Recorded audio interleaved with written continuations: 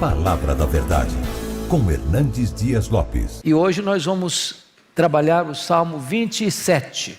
Abra a sua Bíblia comigo, por favor, este Salmo de Davi, Salmo 27.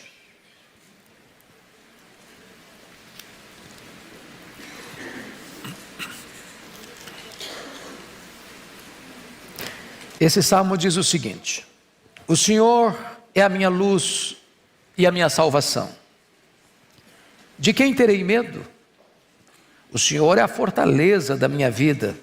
A quem temerei? Quando malfeitores me sobrevêm para me destruir, meus opressores e inimigos, eles é que tropeçam e caem. Ainda que um exército se acampe contra mim, não se atemorizará o meu coração. E se estourar contra a minha guerra, ainda assim terei confiança. Uma coisa peço ao Senhor e a buscarei: que eu possa morar na casa do Senhor todos os dias da minha vida, para contemplar a beleza do Senhor e meditar no seu templo. Pois no dia da adversidade, Ele me ocultará no seu pavilhão, no recôndito do seu tabernáculo me acolherá, elevar-me-á sobre uma rocha. Agora será exaltada a minha cabeça acima dos inimigos que me cercam.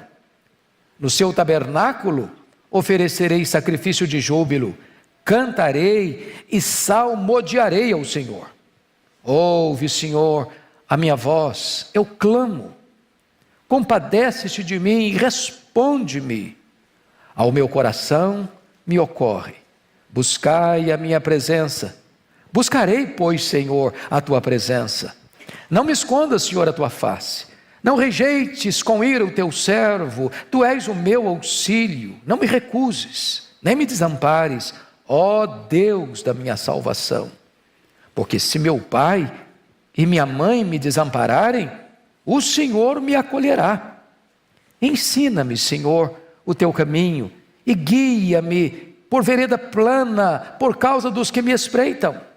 Não me deixes à vontade dos meus adversários, pois contra mim se levantam falsas testemunhas, os que só respiram crueldade. Eu creio que verei a bondade do Senhor na terra dos viventes. Espera, pois, pelo Senhor, tem bom ânimo, e fortifique-se o teu coração. Espera, pois, pelo Senhor. Amém. Bom, nós vamos tratar do tema a vitória sobre o medo. Este é o tema central deste poema de Davi. E eu quero começar afirmando que o medo é o sentimento mais democrático entre os homens.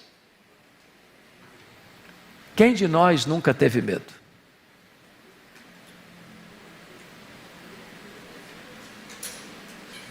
Quem de nós está vacinado eficazmente contra o medo?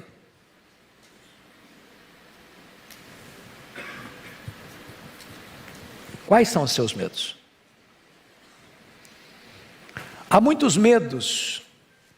É por isso que a Bíblia traz a ordem mais repetida. Não há nenhuma outra ordem na Bíblia que aparece mais vezes do que esta. Não temas, não tenhas medo.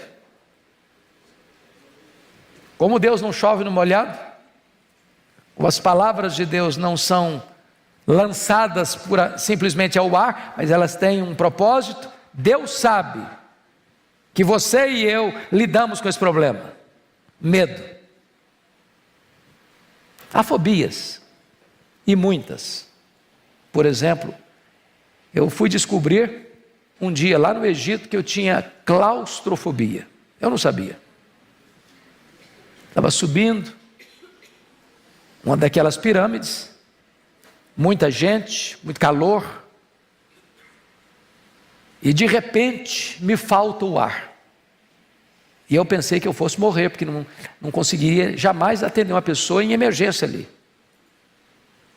E por providência de Deus, um colega meu estava do meu lado e me disse: fecha os olhos, Imagine que você está num jardim florido, um ambiente bonito, e ele foi ministrando ao meu coração, e eu fui me deixando levar pelas palavras dele. De repente o ar voltou nos meus pulmões, e ali eu descobri uma coisa: claustrofobia. Você ficou preso no elevador? Tem gente que só de imaginar ficar preso já fica desesperado. Tem gente que tem medo de lugar aberto, agorafobia. Tem gente que tem medo de lugar alto, acrofobia. Mas nós temos muitos medos, e tantos deles vamos ter que lidar. É claro que o texto não está falando desse tipo de medo, né? De agorafobia, acrofobia, claustrofobia, tantas fobias por aí afora. Mas aquele medo que nos apavora, que nos tortura, que nos tira o fôlego, o sono, o equilíbrio emocional. Davi trata deste assunto. E ele vai mostrar aqui para nós que o medo, no contexto aqui, tem a ver com ataques, com cerco, encurralamento do inimigo, com guerra declarada contra ele, medo de um problema que você não tem forças humanas para administrar, foge ao seu controle. Inimigos maiores do que você espreitam você, problemas maiores do que suas forças se erguem contra você. Então notem você comigo como é que Davi enfrenta quem eram esses inimigos. No verso 2, ele diz que eram inimigos violentos, quando malfeitores me sobrevêm para me destruir. Não é para brincar com ele, né? Destruir mesmo. Os inimigos eram difamadores. Olha o verso 12. Não me deixes à vontade dos meus adversários, pois contra mim se levantam falsas testemunhas. Aí veja você, falsa testemunha é quando você não está fazendo coisa errada, mas acusam você de estar fazendo coisa errada. Como acusaram Jesus de blasfêmia contra Deus e de conspiração contra César. Veja você o desejo desses inimigos. No verso 2, eles queriam destruir Davi. E se você olhar no verso 12, eles respiram crueldade. Então, ele não está lidando com um inimigo com um medo fantasioso, não. Ele tem inimigos de fato, que querem matá-lo, que falam mal dele, que querem destruí-lo. Ele está precisando lidar com esse tipo de coisa. Mas apesar dessa situação, como é que Davi reage a isso? Primeiro, olha aí o versículo 3. Ainda que um exército se acampa contra mim, não se atemorizará o meu coração. Se estourar contra mim a guerra, ainda assim terei confiança. Então ele está mostrando aqui a possibilidade de você não se capitular, não se render à situação mais perigosa que desaba sobre a sua vida. Mais do que isso, olha o versículo 14, a questão de ser corajoso. Olha aí, espera pelo Senhor, tem bom ânimo, fortifique-se o teu coração, espera pois pelo Senhor. É a mesma palavra dada para o jovem Josué, que diante da morte de Moisés, tem o desafio de entrar na terra prometida, vencer os gigantes que estão lá e plantar a nação na terra que Deus prometera a Abraão. Tem que ter bom ânimo, tem que ter coragem, tem que superar não só as circunstâncias, mas também os sentimentos.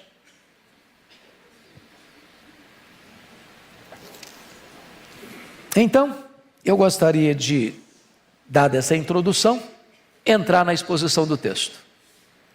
E ao entrar na exposição do texto, eu quero tratar aqui de 3 lições. A primeira delas, você triunfa sobre o medo das circunstâncias adversas por meio da fé em Deus. Então veja bem, triunfa sobre o medo das circunstâncias adversas por meio da fé em Deus. Então vamos lá. Primeiro, como é que Davi vence o medo? Primeiro, ele vence o medo reconhecendo quem Deus é. Porque a solução não está dentro de você.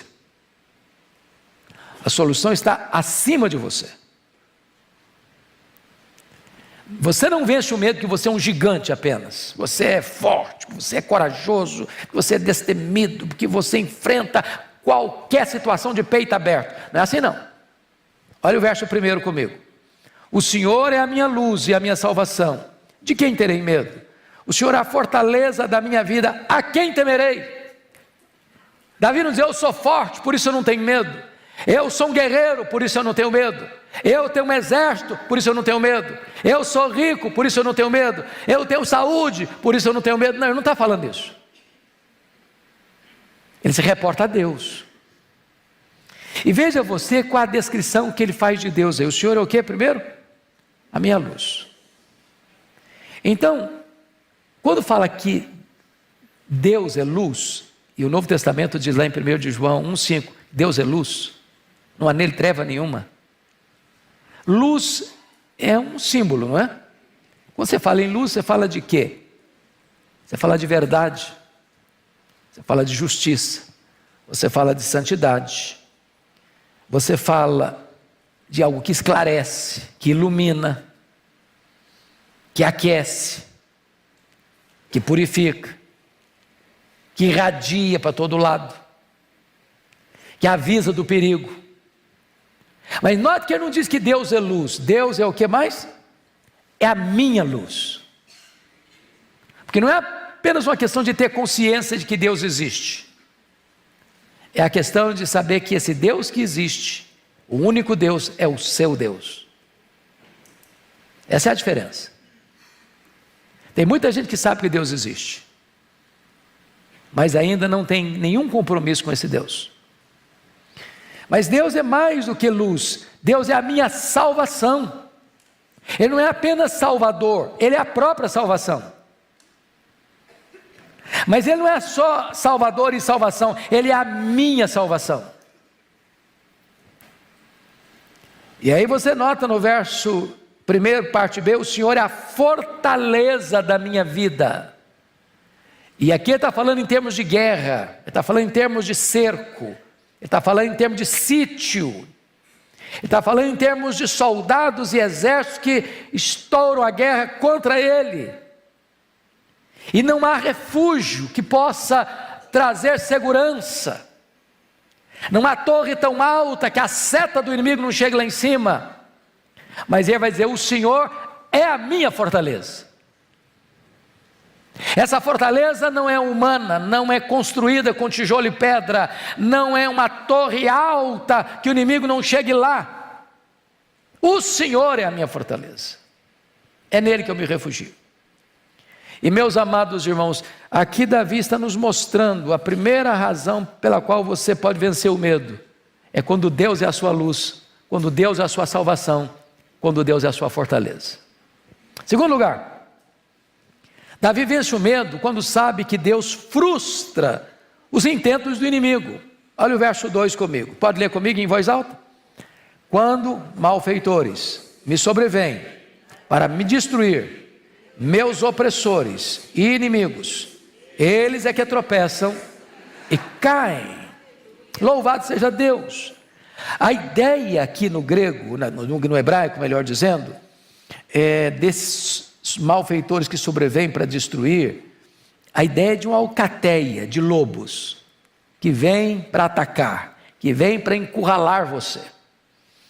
E aqui a gente poderia pensar em alguns pontos, como Deus vira a mesa a favor dos seus servos, diante desse ataque frontal do inimigo. Vou dar alguns exemplos. Pensa comigo lá em Atos 12. Herodes, Agripa I. Esse termo Agripa I não aparece, nós sabemos disso, tem 4 Herodes mencionados no Novo Testamento. Herodes o Grande, o que mandou matar as crianças de Belém. Herodes Antipas, que era o tetrarca da Galileia, que mandou matar João Batista. Herodes Agripa I, Atos 12, o que mandou matar o apóstolo Tiago e prendeu Pedro para matá-lo depois da festa da Páscoa. E Herodes Agripa II é aquele Herodes que escutou Paulo em Cesareia e disse: por pouco me persuades a me fazer um cristão, lá em Atos 26. Pois bem, esse Herodes aqui mata o Tiago, prende o Pedro em prisão de segurança máxima, 4 escoltas de 4 soldados cada uma. Parecia que o destino estava lavrado. Havia oração da igreja em favor de Pedro. E o que acontece?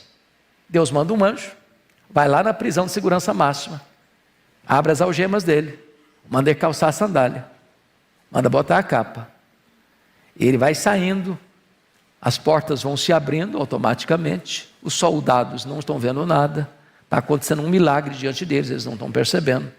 Chega a ter um grande portão de ferro e tem um controle remoto na mão do anjo. Ele aperta o controle e o portão abre automaticamente. E o Pedro é liberto. E o Herodes que mandou prender, que parecia que tinha todo o poder, naquela mesma circunstância, ele vai fazer um discurso. O povo diz que ele é um Deus, e ele não dá glória a Deus, e o Senhor manda um anjo, e o fere, e ele é comido de vermes. O placar mudou, a mesa da história virou. É isso que Deus faz ainda hoje. Vamos dar outro exemplo. Você se lembra lá de João, o apóstolo, já velho, lá em Éfeso. Domiciano está reinando desde o ano 81. Segundo Nero, considerado como um segundo Nero, Nero redivivo, massacrando a igreja.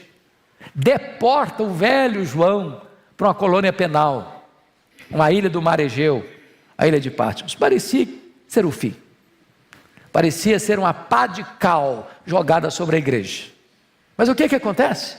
Todas as portas se fecharam para João na ilha de Patmos, mas Deus abriu-lhe uma porta no céu. E disse: sobe para aqui, e eu te mostrarei, não as coisas que talvez aconteçam, nem as coisas que podem acontecer, eu te mostrarei as coisas que devem acontecer. E Deus dá para João a revelação do último livro da Bíblia, que descortina a derrota dos inimigos de Deus e a vitória retumbante de Cristo e da sua igreja.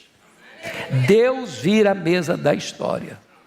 Deus muda o placar do jogo, que estava contra nós, estávamos levando de goleada do inimigo, e de repente Deus muda o cenário. Me permita mais um outro exemplo. John Bunyan, século 17 na Inglaterra, é um pregador batista, e ele está pregando em praça pública, e naquela época já pregar em praça pública era proibido, e ele prega, e é preso, e dizem para ele: se você parar de pregar, você está na rua. E ele disse: se vocês me soltarem, eu vou para a rua pregar. E ficou 14 anos na cadeia, 14 anos, pelo único crime de pregar a palavra de Deus.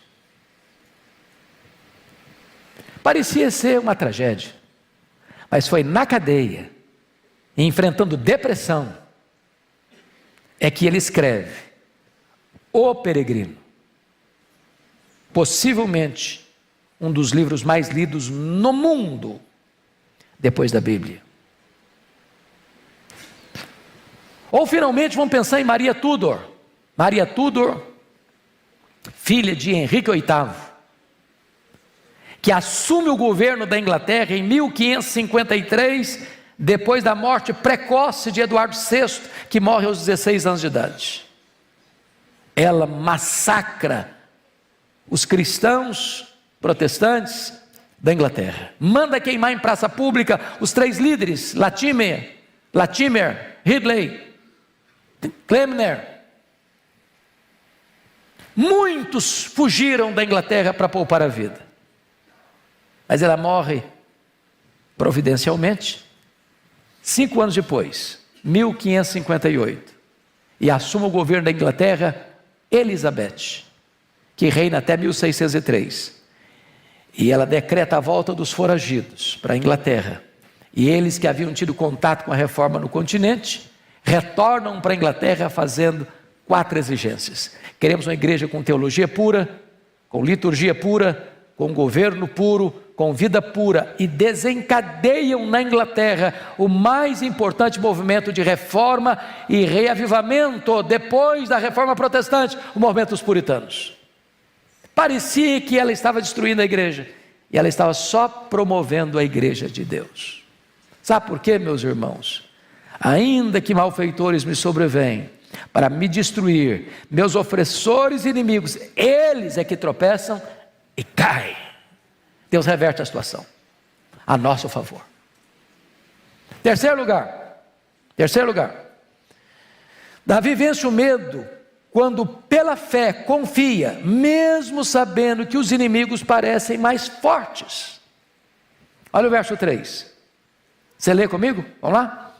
Ainda que um exército se acampe contra mim, não se atemorizará o meu coração, e se estourar contra mim a guerra, ainda assim terei confiança. Deixa eu fazer uma perguntinha bem pessoal.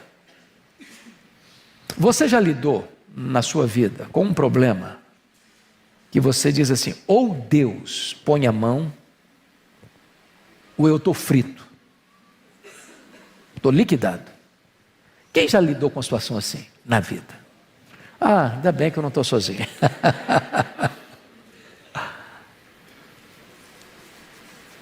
Tem hora que vou ser engolido, vou ser tragado, vou ser esmagado. Você já pensou um exército acampar contra uma pessoa só? Você já pensou estourar a guerra contra você? É muita coisa. É muita coisa. Mas Davi, ele mesmo, isso não é retórica não, isso é fato, aconteceu com ele mesmo. Exército acamparam ao redor dele. Você conhece a história lá, 2 Samuel, como Saul, reiteradas vezes, marchou com seus soldados, com gosto de sangue na boca, para matar Davi.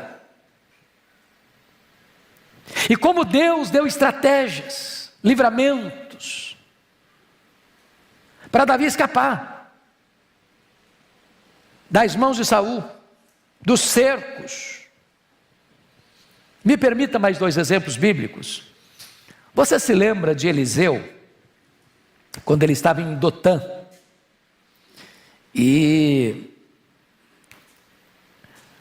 a Síria declarando guerra contra Israel, e toda vez que os soldados sírios iam pelejar, Israel já tinha adiantado o expediente e desbaratado os planos dos soldados da Síria, e o refém, não, tem alguém traindo a gente, não é possível, tem soldado sírio traindo a gente, porque todo o plano que a gente faz é frustrado, eles antecipam a solução lá. Aí não tem traidor não, tem não, é o problema é que tem um profeta lá em Israel, que o cara está antenado com Deus, e Deus mostra para ele, lá então, vamos mandar o exército prender esse cara, ué. Está lá em Dotã, o moço do Eliseu acorda de manhã, vai lá fora lavar o rosto, isso aí já é por minha conta, e ele olha os soldados com seus carros e cavaleiros cercando Dotã. Falei, ai meu senhor, estão fritos,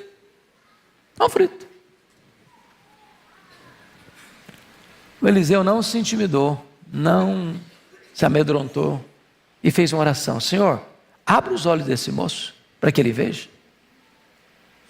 E quando Deus abriu os olhos do Geazi, ele viu cavalos e cavaleiros de fogo cercando o acampamento, número maior do que os soldados sírios.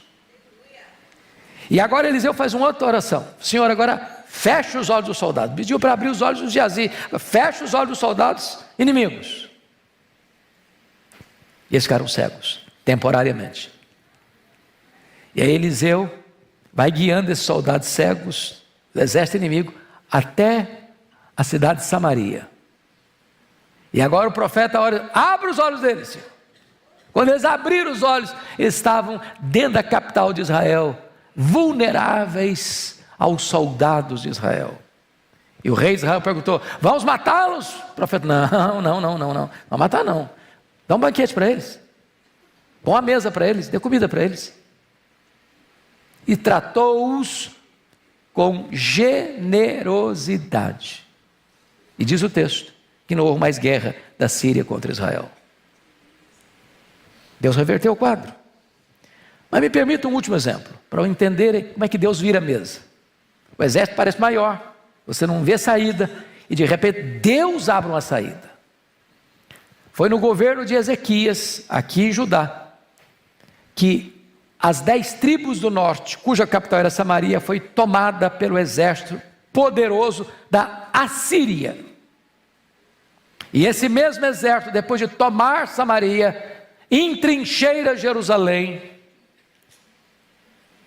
e dá um recado para o rei Ezequias se render, e dá um alerta para ele: renda-se, porque nenhum Deus livrará você das nossas mãos. O rei Ezequias, aflito, consulta ao profeta Isaías. O profeta Isaías diz: não precisa ter medo não,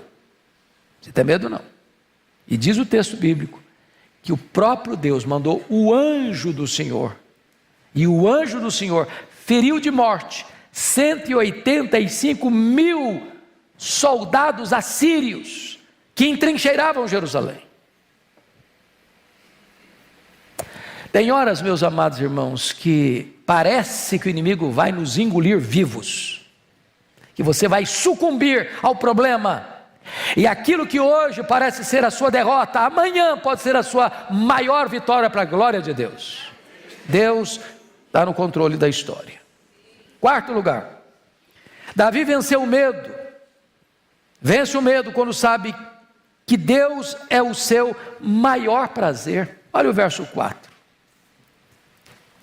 Meus irmãos, eu acho isso aqui impressionante, porque o contexto é de guerra, o contexto é de cerco, o contexto é de ataque de um inimigo que quer destruir. Mas olha a oração dele no verso 4, leia comigo, por favor. Uma coisa peço ao Senhor, e a buscarei, que eu possa morar na casa do Senhor todos os dias da minha vida, para contemplar a beleza do Senhor e meditar no seu templo. Davi era um homem rico, Davi era um homem famoso. Davi podia ter à sua disposição muitos prazeres, mas o que ele mais deseja é intimidade com Deus. Notem que o desejo dele prioritário não é destruir o inimigo, não é matar o inimigo, não é tornar-se um rei mais forte, mais poderoso, mais rico, ter mais terras, conquistar mais territórios. Esse homem tem algo que move o coração dele, que é a alavanca da alma dele, que é o vetor do coração dele, é buscar a presença de Deus, é andar na presença de Deus, é conhecer a intimidade de Deus. E ele diz uma coisa importante aqui, uma coisa eu peço, e diz, e buscarei. E tem gente que pede, mas não busca. Tem gente que busca, mas não pede. A oração é tanto uma súplica quanto uma ação. É por isso que é oração. Você ora e age. Você pede e busca. Você ora e trabalha. Como dizia Oliver Cromwell, o líder do exército, do parlamento inglês, numa guerra civil na Inglaterra: ore a Deus e mantenha a pólvora seca. Ore a Deus e trabalhe. Ore a Deus e haja. Porque tem gente que acha que oração é um substituto da ação. Ele ora e cruza os braços. Não, é orar e agir. Orar e agir. Uma coisa eu peço ao Senhor e a buscarei, que eu possa morar na casa do Senhor quantos dias da minha vida? Até o problema ir embora, depois que o problema foi embora também não preciso mais nada de Deus. Porque a gente pede a Deus só na hora do aperto, do sufoco. E Ele quer habitar na casa do Senhor, não alguns dias, todos os dias da sua vida. Para fazer o quê? para contemplar a beleza do Senhor e meditar no seu santo templo. Ele quer Deus, mais do que as bênçãos de Deus. Quinto lugar, Davi vence o medo quando sabe que Deus é o seu protetor. Olha o verso 5, leia comigo de novo. Pois no dia da adversidade, ele me ocultará no seu pavilhão, no recôndito do seu tabernáculo, me acolherá, elevar-me-á sobre uma rocha. Ô irmãos, o que significa isso? Dia da adversidade. Nem todo dia é dia de adversidades, concordam? Tem dia que você está tranquilo, tem dia que é dia de festa, né? Está lá em Eclesiastes 2. Há tempo para viver, há tempo para morrer, há tempo para juntar, há tempo para espalhar, há tempo de rir, há tempo de chorar. Tem dia que é dia de chorar mesmo. É dor, é luta, é prova, é vale, é inimigo te espreitando, é inimigo querendo te destruir, é situação difícil em casa, é situação difícil na família, é situação difícil na saúde, é situação difícil para todo lado. É o dia da adversidade. O dia da adversidade é o dia que parece que o inimigo cresceu e você diminuiu. É dia que parece que a força está toda contra você e você está completamente desidratado, sem ânimo, sem força. Mas olha o que ele diz aí: no dia da adversidade, Deus me ocultará no seu pavilhão. Vamos entender essa palavra pavilhão aí, porque é como se Deus lhe desse o melhor abrigo no pior perigo. Pavilhão é o lugar mais protegido do acampamento. Por exemplo, você sabe que o próprio Davi, quando tinha batalhas e guerras, mesmo sendo rei, ele ia junto. Então, o que era o pavilhão? Era o local do acampamento de guerra mais protegido.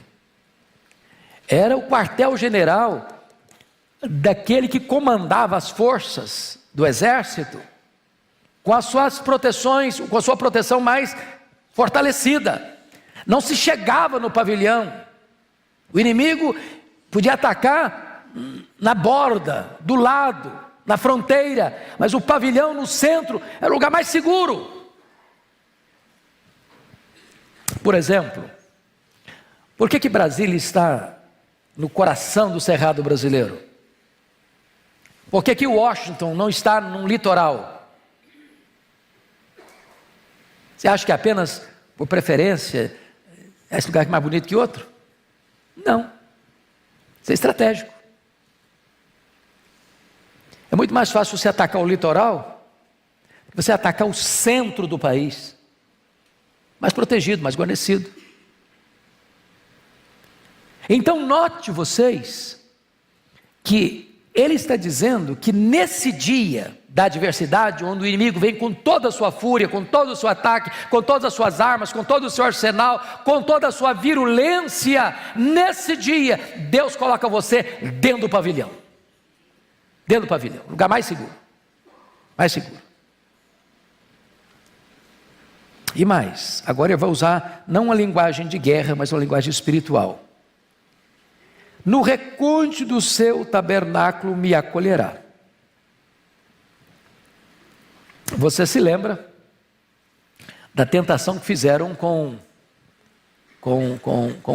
Neemias, lembra disso? Quando os inimigos tentaram de todo jeito derrubar o Neemias, não conseguiram, eles conseguiram corromper um sacerdote para dizer para Neemias: Neemias, eles vão te matar. Você quer escapar? Se esconda dentro do templo. Por que dentro do templo? Porque ninguém podia entrar dentro do recôndito do templo, a não ser quem? O sacerdote.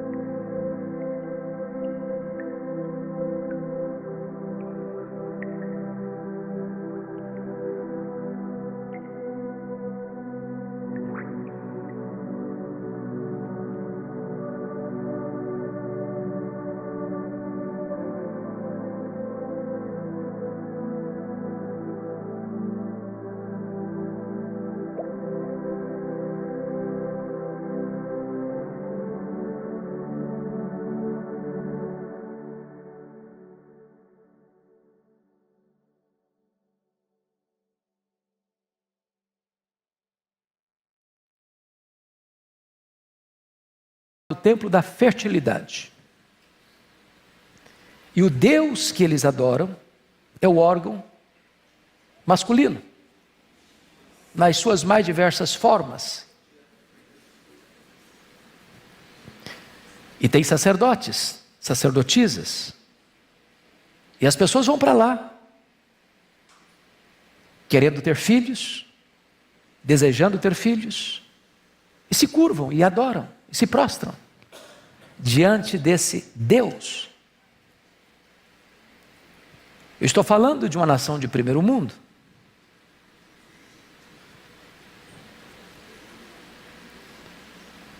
Aí fui à capital, um templo shintoísta, e tem uma bacia gigante, com incenso, aquela fumaça. E as pessoas chegando, quase que mergulhando dentro daquela bacia, tentando jogar aquela fumaça, como se fosse uma fumaça divina, para dentro delas. Ou você vai para a Índia, que tem 1 milhão de deuses, até a vaca é deusa lá. E as pessoas se curvando diante de tantos ídolos, de tantos deuses. Mas Davi está dizendo o seguinte: ouve, Senhor, a minha voz, eu clamo. E Senhor aqui é o Deus Jeová, é o Deus da aliança, é o Deus da promessa. É o Deus que nos ama e demonstrou o seu amor, dando-nos o seu Filho. Então não é questão de orar, é a quem orar. A quem orar. Mas em segundo lugar, o que ele pede em sua oração? Olha o verso 7b: compadece-te de mim e responde-me. Davi não chega diante de Deus estadiando direitos, mostrando suas virtudes, requerendo ou exigindo de Deus, ou decretando para Deus: eu decreto, eu ordeno, eu proíbo. Não, ele chega pedindo o quê? Compaixão, misericórdia. Irmãos, notem isso. É impossível que alguém em sã consciência se prostre diante de Deus sem que reconheça a grandeza de Deus e a insignificância humana. Só mantém soberba no coração, primeiro, quem não conhece a Deus. Segundo, quem não conhece a si mesmo. Honestamente, quem de nós ousaria dizer para Deus: Deus, eu sou uma pessoa maravilhosa, o Senhor foi muito feliz quando me escolheu, porque se o Senhor não tivesse me escolhido, o Senhor teria cometido um erro estratégico imenso. Só um louco faria isso. Só um louco. Então a posição minha e sua é essa: compadece-te de mim, ó Deus, tem misericórdia de mim. Terceiro, o que ele anseia em sua oração? Olha comigo o verso 8: ao meu coração me ocorre, e aí ele cita: buscai a minha presença. Deus está dizendo isso para você e para mim. Deus sempre disse isso para o seu povo: buscai a minha presença, buscai a minha presença, buscai a minha presença.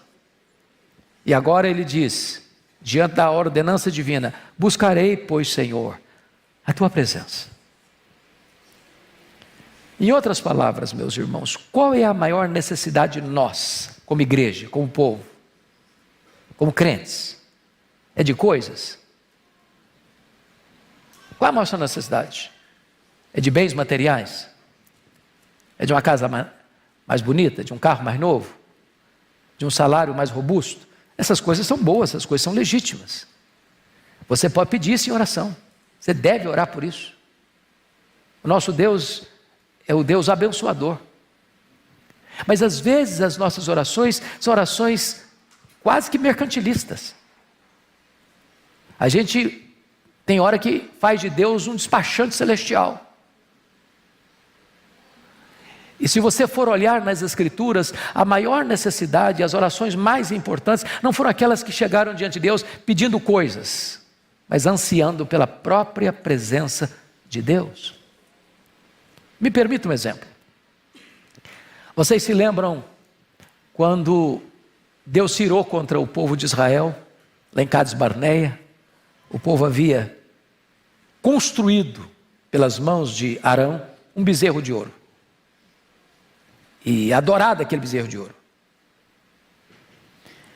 E Deus tomou a decisão de eliminar o povo. E começar um novo povo por meio de Moisés. Aí Moisés intercedeu pelo povo. E Deus ouviu a oração de Moisés e perdoou o povo. Aí Deus disse para Moisés: olha Moisés, eu vou cumprir minha palavra. Eu vou levar este povo à terra prometida. Eu vou enviar um anjo. Mas eu não vou com vocês. A minha presença não irá com vocês. E qual foi a oração de Moisés? Senhor, se tu não fores conosco, não nos faça subir. A terra prometida é boa.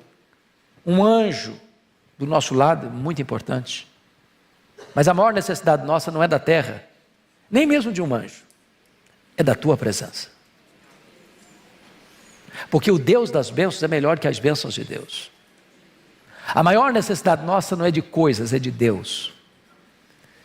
E esse entendimento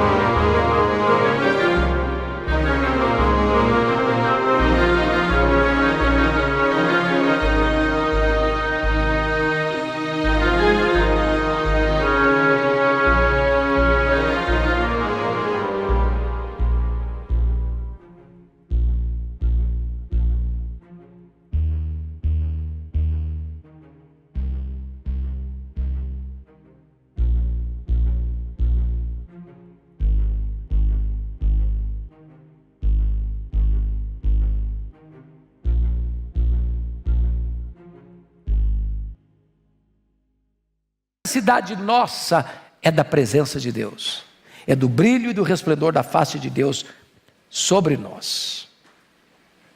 Mas vamos pegar o último ponto desse segundo.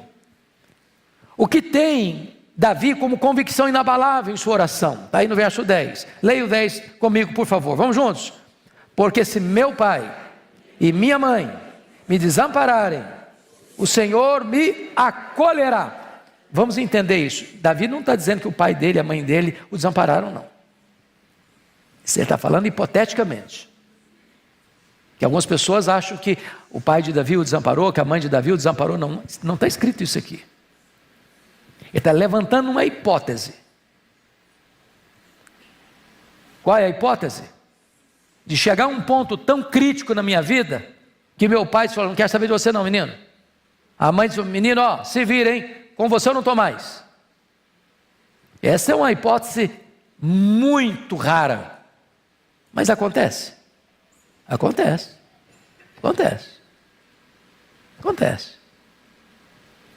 Às vezes, pai e mãe desamparam o filho antes de ele nascer e o sacrifica no altar do Moloque moderno, com os aplausos da sociedade. Às vezes os filhos são desamparados ao nascerem, são rejeitados, enjeitados.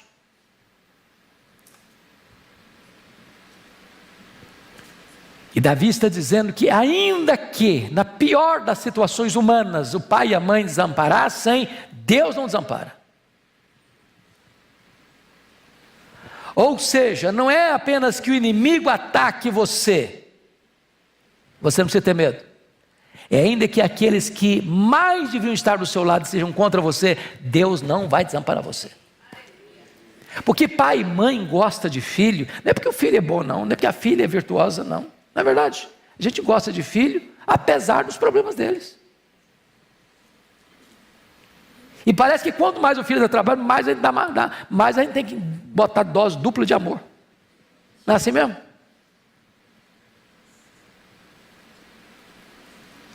Então pai e mãe ama filho porque ele é bom, porque ele tem problema, porque é saudável, porque tem problema de saúde. Pai e mãe ama filho quando ele tira 10 na prova, quando ele 0 também na prova, ama do mesmo jeito.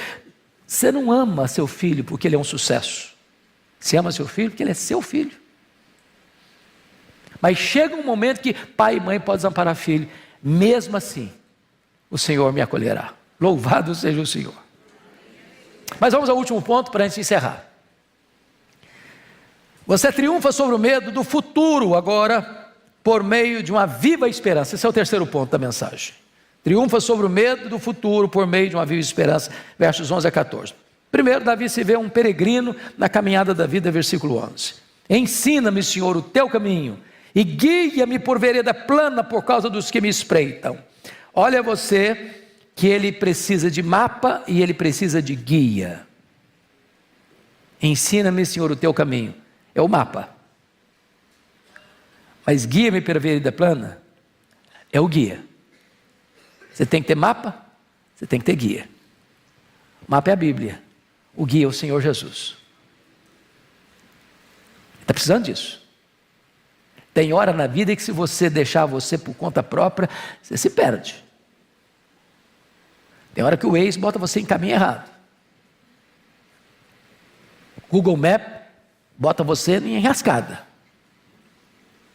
Mas esse livro é o mapa de Deus. Tendo o Senhor como guia, você vai caminhar por veredas de justiça. Segundo, um homem vulnerável ante adversários cruéis. Olha o versículo 12.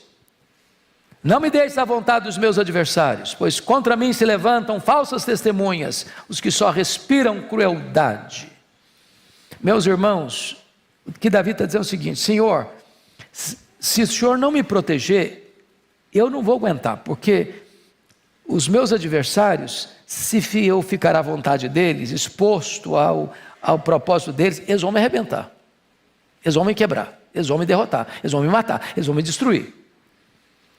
Até porque, Senhor, eles não usam armas leais, não é uma questão de enfrentamento justo, eles usam armas falsas, como está escrito aqui: contra mim se levantam falsas testemunhas. Os estudiosos dizem que isso aqui tem a ver lá com o fofoqueiro chamado Doeg. Lembra lá do Doeg? Davi está fugindo de Saul, para lá, e o sacerdote dá para ele o pão da proposição, estava com fome.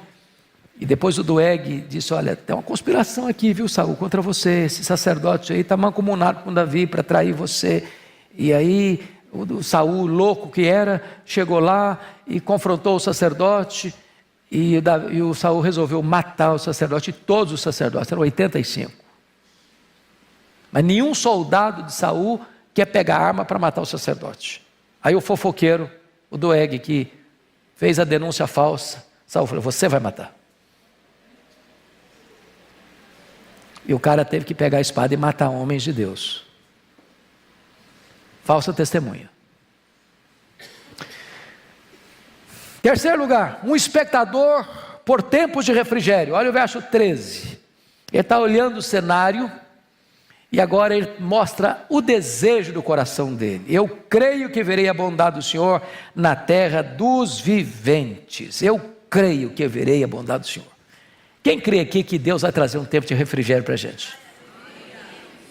Quem crê aqui que o problema que você está vivendo dentro da sua casa, Deus vai trazer solução, Deus vai trazer resposta, Deus vai trazer livramento, Deus vai trazer libertação, Deus vai trazer cura, Deus vai trazer salvação. O povo de Deus tem que viver de esperança, irmãos. Esperança, ânimo.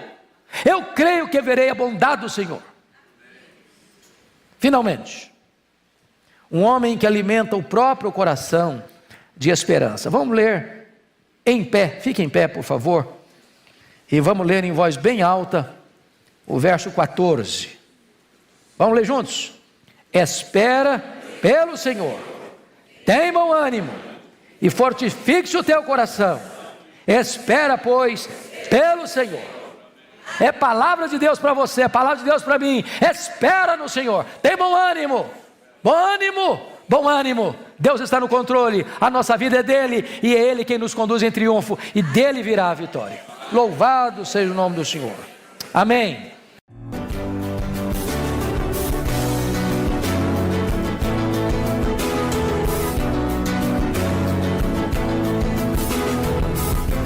Palavra da Verdade, com Hernandes Dias Lopes.